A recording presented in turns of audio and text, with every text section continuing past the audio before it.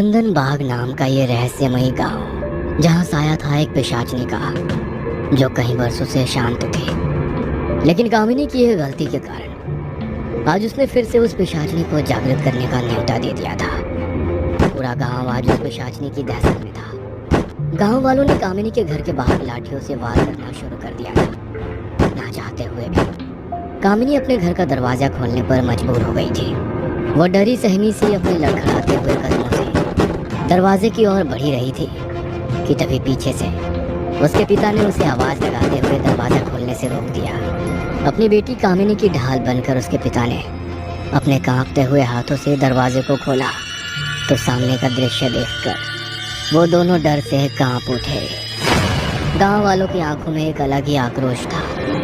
रात के खामोश अंधेरे में लोगों की आंखों में भरा हुआ वो गुस्सा और हाथ में जल रही मशालें बड़ी ही डरावनी लग रही थी। गांव वाले अपने पिता के पीछे छिपी कामिनी को बड़ी ही गुस्से भरी नजरों से देख रहे थे। डर के मारे कामिनी ने उनसे नजरें चुराने के लिए अपनी नजरों को नीचे झुका लिया कि तभी गांव का एक आदमी उसकी तरफ देखते हुए बोल उठा, अब नजरें नीचे करने से क्या होएगा? हैं? जब गांव की मर्यादा लांघी थी तूने, तब ना हुई थी तेरी नजरें नीचे? कान खोल के सुन ले रे छोरी, तूने गांव की मर्यादा को लांघ के घना भारी पाप किया है और अब तुझे वही करना होगा जो गांव की प्रथा के अनुसार गांव वालों के हित में है। ध्यान रखिए छोरी, अगर तेरी वजह से गांव में एक छोटी सी भी खरोच आई तो तेरे साथ साथ तेरे प्यारे पिताजी को भी पूरे गांव के सामने जिंदा जला देंगे। हाँ। गांव वालों की इन बातों से कामिनी बुरी तरह से डर से कांप उठी। उसकी माँ ने तो बहुत सालों पहले ही इस दुनिया को अलविदा कह दिया था। बेचारी कामिनी के पास तो उसकी माँ से जुड़ी कोई याद भी नहीं थी। उसने जब से होश संभाला था तब से उसके पिता ने ही उसे माँ और पिता दोनों का प्यार दिया। इस संसार में उसके पिता के सिवा उसका कोई भी नहीं था। इसीलिए अपने पिता के लिए ऐसे शब्द सुनकर उसका मन अंदर ही अंदर की चोट रहा था। आज पहली बार वो खुद को अंदर ही अंदर कोस रही थी कि उसकी वजह से आज उसके पिता को ये दिन देखना पड़ रहा है। आखिर ऐसा क्या कर दिया था कामिनी ने जिसके कारण आज उसे और उसके पिता को ये दिन देखना पड़ रहा था। कामिनी के पिता इस समय उसे गांव वालों के गुस्से से बचाना चाहते थे, इसलिए वो गांव वालों के सामने हाथ जोड़कर उनसे वहां से चले जाने की विनती कर रहे थे। गांव वालों ने उस समय उसकी विनती को सुनकर वहां से चले जाने का आग्रह स्वीकार करते हुए उनसे कहा, कल हम फिर आएंगे, लेकिन याद रखना कल हम इसे हर हाल में अपने साथ लेकर ही जाएंगे। कल ना तो तू हमें इसे ले जाने से रोक पाएगा, ना ही भगवान।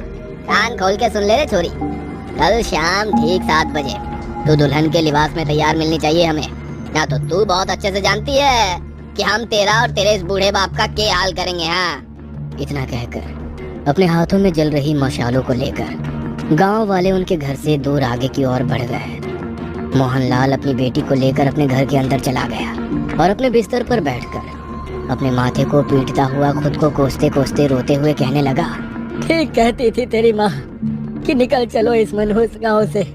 पहले ये तेरी माँ और बुआ को खा गया और अब ये मेरी फूल सी बच्ची तेरे पीछे पड़ गया है। मैं कहता हूँ भाग चल यहाँ से, नहीं तो तेरा पूरा जीवन यहाँ बर्बाद हो जाएगा। हम भागकर भी कहाँ जाएंगे पिताजी? ये गांव वाले हर हाल में हम तक पहुँच ही जाएंगे।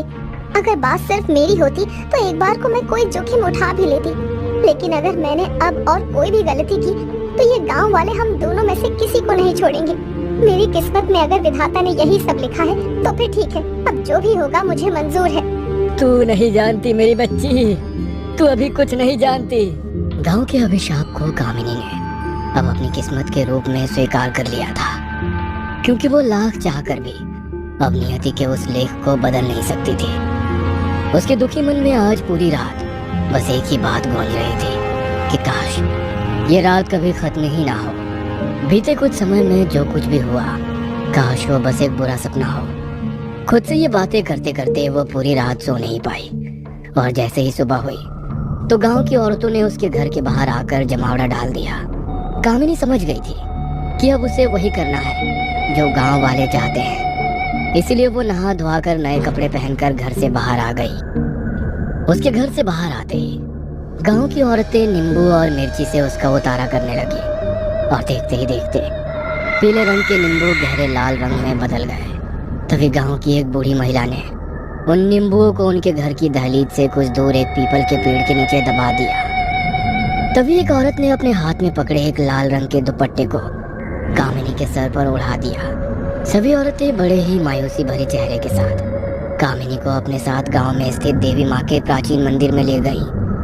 उन्होंने कामिनी को देवी माँ की मूर्ति के सामने बैठाया और खुद उसके चारों तरफ एक गोल घेरा डालकर खड़ी हो गई और उसके सर पर दूध और जल का अभिषेक करने लगी। उसके बाद उन्होंने अनामिका के पूरे शरीर को हल्दी से लेप दिया और अपने हाथों से उसकी बलाएं उतारने लगी और बिलखती हुई अपनी आंखों में आंसू लिए उसके हाथों में लाल रंग की चूड़ियां पहनाने लगी। उन सभी को देखकर कामिनी का मन और ज्यादा घबराने लगा। उन्होंने उसके चारों ओर बनाए गोल घेरे को तोड़कर देवी माँ के चरणों में सिंदूर चढ़ाया और सिंदूर की उस डब्बी से कामिनी के हाथों पर कुछ आकृतियां बनाई। देवी माँ के सामने माथा टेक के वे सभी औरतें कामिनी को उसके घर ले आई और कामिनी के हाथ में एक बक्सा थमाकर वहां से चली गई। शाम को जब कामिनी के पिता उसके कमरे में गए तो कामिनी को देखकर उनकी आंखों में आंसू आ गए। कामिनी दुल्हन के जोड़े में सजी किसी अप्सरा से कम नहीं लग रही थी। उसके पिता मोहनलाल ने उसकी ओर बढ़कर उसके सर पर अपना हाथ रखते हुए कहा, मुझ जैसा भागा बाप भला कौन होगा जो जीते जी अपनी बेटी को मौत के मुंह में जाते हुए देख रहा है। ये दिन देखने से पहले भगवान ने मुझे उठा क्यों नहीं लिया। दुल्हन के जोड़े में सजी कामिनी के शादी के दिन पर आखिर उसके पिता भला क्यों ऐसी अभागी बातें उससे कर रहे थे? आखिर ऐसा क्या था जिस कारण मोहनलाल और गांव की सभी औरतें कामिनी के शादी के दिन को किसी मातम की तरह कोस रही थी। मोहनलाल अपनी बेटी को अपने सीने से लगाता हुआ अपने आंसुओं को रोक नहीं पा रहा था। कामिनी अपने हाथों से अपने पिता के आंसुओं को पोंछने लगी कि तभी उनके दरवाजे पर जोर की ठक ठक होने लगी। मोहनलाल ने जाकर घर का दरवाजा खोला तो गांव की औरतें कामिनी को लेने घर के बाहर आ चुकी थी। मोहनलाल ने कामिनी को बाहर बुलाया और उन्हीं में से एक बूढ़ी औरत ने कामिनी को एक लोहे की कील और माचिस उसके पर्स में रखने के लिए दी। कामिनी ने उसके हाथ से माचिस और कील को लेकर अपने पर्स में रख लिया और वो उन औरतों के साथ साथ चलने लगी। उसके पिताजी मोहनलाल भी उन सबके पीछे पीछे चलने लगे। कुछ देर चलने के बाद रास्ते के एक चौराहे पर उसी बूढ़ी औरत ने सूखे चावलों से देविका की नजर उतारकर चौराहे के बीचों बीच रख दी और फिर से सभी आगे की ओर बढ़ने लगे। कुछ देर चलने के बाद उन्हें सामने एक बड़ा ही आलीशान बंगला दिखाई दिया जो बेहद खूबसूरती से सजा हुआ था। उस बंगले की खूबसूरती को देखकर कामिनी का मन भी उस पर मोहित हो गया, लेकिन वो उस बंगले को नजरअंदाज करती हुई आगे की ओर बढ़ने लगी। तभी कामिनी को टोकते हुए पीछे से उस बूढ़ी महिला ने उससे कहा कि तुम आगे कहाँ जा रही हो मेरी बच्ची, यही तुम्हारी मंजिल है। अपना दायां पैर इसकी पहली सीढ़ी पर रखकर आगे की ओर बढ़ो।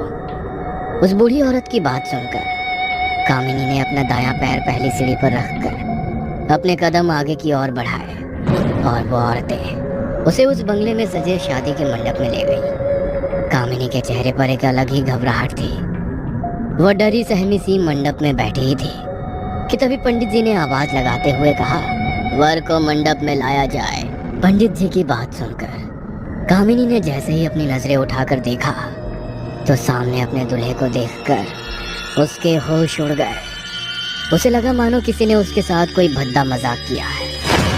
उसकी शादी एक 60 साल के बूढ़े अपाहिज आदमी के साथ भला कैसे हो सकती है? आखिर कौन था वो बूढ़ा अपाहिज आदमी जिसके साथ कामिनी की शादी हो रही थी? आखिर ऐसी क्या मजबूरी थी उसकी जिस कारण उसे ये शादी करनी पड़ रही थी? आखिर क्या था इस शादी के पीछे छिपा वो राज? जानने के लिए इस कहानी के अगले भाग को अवश्य देखें।